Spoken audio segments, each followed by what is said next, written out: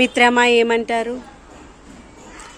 పరిశీలించే గుణం, నేర్చుకోవాలనేటువంటి గుణం ఉన్నట్లయితే జంతువుల నుండి పక్షుల నుండి కూడా మనము చాలా విషయాలు నేర్చుకోగలుగుతాము.